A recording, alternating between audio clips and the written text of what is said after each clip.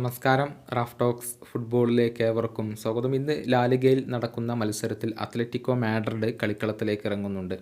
എതിരാളികൾ വിയ്യാറയലാണ്. ഇന്ന് രാത്രി ഇന്ത്യൻ സമയം 1 മണിക്കാണ് ഈ മത്സരം നടക്കുക.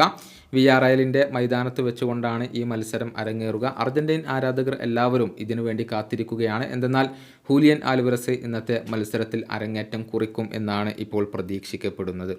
ഹൂലിയൻ ആൽവരസുമായി ബന്ധപ്പെട്ടുകൊണ്ട് കൂടുതൽ കാര്യങ്ങൾ ഇപ്പോൾ അത്ലറ്റിക്കോ മാഡ്രിഡിൻ്റെ അർജന്റീൻ പരിശീലകനായ ഡിയേഗോ സിമിയോണി പറഞ്ഞിട്ടുണ്ട്.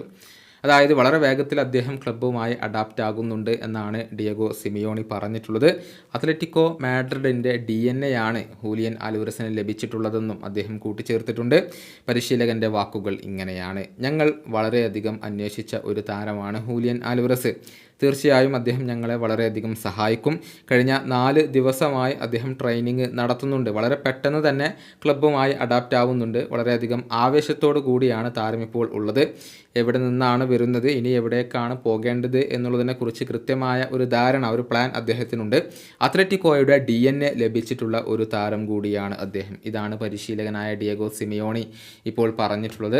ഏതായാലും ഇന്നത്തെ മത്സരത്തിൽ ഹൂലിയൻ ആൽവരസിൻ്റെ അരങ്ങേറ്റം ഉണ്ടാകും. പക്ഷേ സ്റ്റാർട്ടിംഗ് 11-ൽ അദ്ദേഹം ഉണ്ടാകുമോ എന്നുള്ളതൊക്കെ കാത്തിരുന്നു കാണേണ്ട കാര്യമാണ്. ഈ ഒരു സമ്മർ ട്രാൻസ്ഫർ വിൻഡോയിൽ 95 മില്യൺ യൂറോ എന്ന വലിയ തുക മുടക്കിക്കൊണ്ടായിരുന്നു അത്ലറ്റിക്കോ മാഡ്രിഡ് മാഞ്ചസ്റ്റർ സിറ്റിയിൽ നിന്നും ഈ അർജന്റീൻ സൂപ്പർ താരത്തെ സ്വന്തമാക്കിയത്.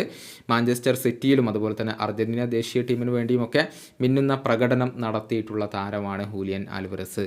ഈ വീഡിയോയുടെ അവസാനിപ്പിക്കുന്നു. വീണ്ടും കാണാം.